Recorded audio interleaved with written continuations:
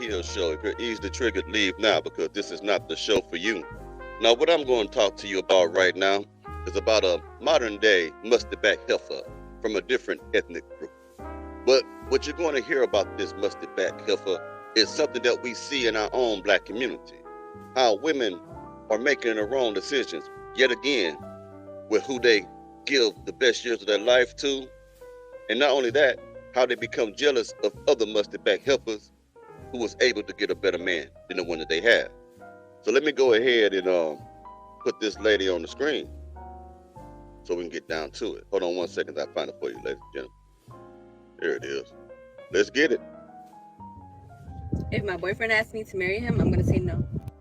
Why am I going to say no?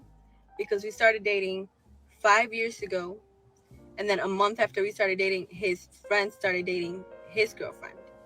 And they had a kid after 2 years of being together. We had our daughter after 4 years of being together. His friend pays all the bills in their home. We pay 50-50. Okay, let's stop right there. Right there, ladies and gentlemen. I want you to notice what she's going through right now. What she is really doing, this lady is making comparisons, and comparison is the thief of joy. She's comparing her relationship with the relationship of another woman, if you understand what she's saying. Now, she talks about the man paying 100% of all the bills, and she is involved in a 50-50 relationship. Now, for my new subscribers, I'm going to tell you what I think about that. For some of you who already know, just chill out for a little bit. Let me go ahead and explain it to you. I believe that a man should be able to pay or have the ability to pay 100% of all the bills, everything, and I did not stutter. Now, when I say 100%, having the ability to pay 100% of all the bills, I want you to understand, I'm not saying that the woman does not come along and pay some of the bills also. So it's not being a contradiction here. What I'm saying is, as a man, the best version of yourself is to be able to be financially independent, to do everything yourself, not to be financially codependent on someone else's income. A lot of men get into relationships where they pay 50-50, and they are so reliant upon the woman's income that if she was to leave him, if she gets hurt, if she get laid off, if she gets into a car accident and have to be out the workforce for 7 or 8 months, their life would take a serious hit. It may get to the point where he couldn't afford his own place of residence and have to get a cheaper place to stay or have to get a cheaper car because he depended so much on her income. So when I say I believe a man should be able to pay 100% of everything, I stand on that. But I'm not telling you to not allow the woman to help financially. She is a help meet. Now, if she chooses, or if the both of you come to an agreement that, okay, we are both going to pay the bills, we are going to split it down the middle. If that's the agreement that y'all have, that's fine. That's perfectly fine. Just make sure that you have the ability to pay 100% of the bills in case that woman is a musty back heifer. You find out later on she's cheating on you. You find out later on that she wants to leave you, or she does leave you, so that you can continue to live the highest quality of the lifestyle that you have secured for yourself. I don't want to see a man fall from his grace or fall from grace or change his lifestyle because of a woman. I don't want to see a man have to downgrade because he made a bad decision in a woman. When you are someone who really is 50%, one of these 50-50 relationships, you are financially codependent on that woman, and no man should be, and no man should be dependent upon any woman, period, okay? You should not be doing that. Now, a lot of you say things like, we live in a generation right now where everybody needs 2 incomes to survive. That's a freaking lie. There are a lot of people that you meet day to day who live by themselves. There's a lot of people who have their own car, who have their own place to stay, and they're living in this so-called harsh economy that we are experiencing right now. So that's bullshit. What it is, when both of you come together, y'all don't want to live below your means. Believe it or not, you can actually live a life, not a bad life, when you're making 50,000 annually or even 35. How can I say that? The problem is you have to budget your money. You won't be able to afford Versace and Gucci and all those nice things like that, but you can still have nice things if the combined income of both of you is 50,000 or even 60,000 and below. It's all about your spending habits, your ability to budget. So stop letting these people tell you that you absolutely need two incomes to survive in this country when you look outside and you meet people on your job who have nice apartments, who have nice cars, who are doing it on their own, people who are not on government assistance. They're doing it by themselves. By themselves. So you mean to tell me if a person can do that by themselves, they are unable to do that when there's another person who moved in? Make that make sense. Tell me where the logic of that is. Because you see people who are living by themselves all the time, okay? And you see some people who are on government assistance who are doing it as well, but yet they are being helped by government assistance. I'm not talking about them. I'm talking about individuals who are productive, who are actually living by themselves. You even have single mothers, right? But we don't really care too much for single mothers because we don't want to deal with them bastard kids, but let's keep it 100 right now. You even see single mothers who are living not on government assistance, but is living at home with a child, with a job, with a car, and still is able to provide for the child. Even if she's not getting child support, because some of these women don't even get child support because they made a bad decision in a Pookie Ray Ray or Nook Nook, and he does everything he can to keep from paying for that child. She might have some help from that family member or whatever it might be, but on some real stuff, she's holding it up. She's doing it herself. So stop telling me as a man that you need to be able to depend on a woman. I would not respect that. I come from the 70s, and where I'm from, we did not do that. We don't believe in that stuff. And that's the problem. That's why a lot of these relationships are going south, because these women feel as if they don't really need you no more. They can do it themselves. And when you bring women into this ideology that I can pay half of it, then that means I have half to say, or I have more say than a man in the relationship. You're going to struggle dealing with that woman, period. So I want to say that to the new subscribers out there, so you understand my position on 50-50 relationships and 100% relationships, okay? I hope they understand. I know it's going to be somebody still going to get mad at that because they don't want to better themselves. They don't want to man up and put themselves in the best position to where they can take care of everything themselves financially first before they get a woman to move in with them to where he needs her to pay for this and pay for that. You don't want to be in that situation, man. You want to have your own place so you can kick her out if you have to kick out. You don't want to be in a situation where if you kick her out, you're going to lose everything you got. That's a bad way to be, bro. Now let's continue. His friend got engaged last year, and we haven't gotten engaged. His friend got married this past weekend. And the crazy thing is that when we started talking, he said, if we last a year, I'd like to get married and try for a baby.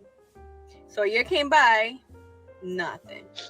Then he said, well, maybe after 3 years, let's look at it like a lease payment. You get 3 years. 3 years came by, nothing. Then he said, maybe 5. 5 is a big deal. Bet. 5 came, nothing.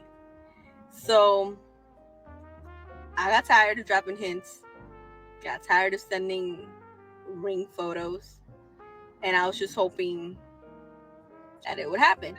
So he goes to his friend's wedding this weekend, and I'm hoping that it would be a motivator. But to be honest, at this point, I don't even care.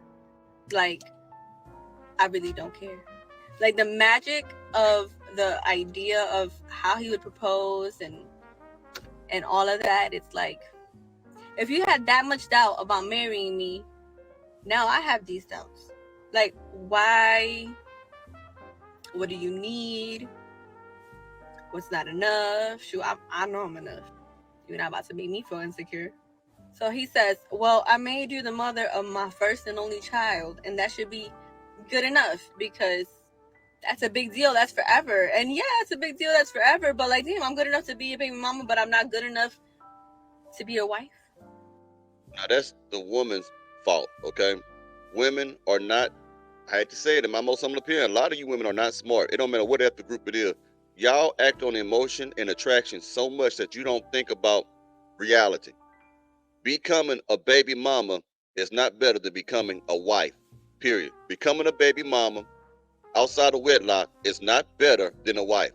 Becoming a baby mama is not a down payment of matrimony. A lot of you think, oh, well, I had his kids, so that means marriage is down the road. It's not. That's ass backwards. It's supposed to be, we're married, so I know that kids are down the road. Not that you believe that, oh, we have kids now, marriage is down the road. That is asinine. That is stupid as hell, okay? You women have been failed by the elders. And some of you women were just rebellious and wouldn't listen to elders. You thought you knew it all. You had a hard head. You didn't learn from your elders' mistakes or any guidance whatsoever. Some of you might not even have that. But some of that common sense supposed to kick in. You should know that if you sleep with somebody and he busts a nut in you, that there's a strong possibility that something with 10 fingers and 10 toes will be coming out your womb about 9 months later. You should already know that. All right? So you can't blame nobody. You see, these women get bitter. They get upset at one man. And when that one man makes them bitter and upset, now they are mad at every man because of something they decide to go along with. Ain't nobody made you have no kid with these men. Ain't nobody made you stick it out with this man this long. Ain't nobody made you sit your ass there these many years and stuff and not get married. You chose that because you want to say some stuff like, oh, I believed in him. Like that for to make the thing better. It don't make nothing better. Only thing it is happening is that you're admitting to what I believe you are. Foolish. I believe. Of course, it's you. It's you. I believe he gonna change. You. It is you. It ain't nobody else's fault. So you're all over TikTok trying to bash a man that you chose to be with for 5 years. It couldn't have been that damn bad if you wasn't for over 5 years. If you were with this man for 5 years and gave him children, he couldn't be as bad as you want to make him look. And that's what I can't stand about what some of these women do. You talk so much shit about men and be with this particular man for 10, 12, 15 years, and then you want to talk shit about him. You don't want to talk about the good times that you had with him. You don't want to talk about the times that he took you out and showed you a good time. You don't want to talk about the things he's done for you. You don't want to talk about the time that he protected you. You don't want to talk about all the positive shit. All you want to do is talk about the negative shit because you didn't get your way or things didn't end up the way you want to. That is a very immature woman. You see it all the time. Well, women love to talk shit about an ex. They love to talk about, now, you find out they've been with that man maybe 3 months, okay, maybe. But these women who talk about their ex, they be with these dudes damn near 4, 5, 6, 7, 8 years. Break up, get back. Another 2, 3 years. Break up, get back. Another 2 or 3 years. We don't want to hear that shit. We don't want to hear it. Are you telling us that you don't got no damn common sense to be with someone that you believe, as you accuse him, to be horrible? Let's keep going.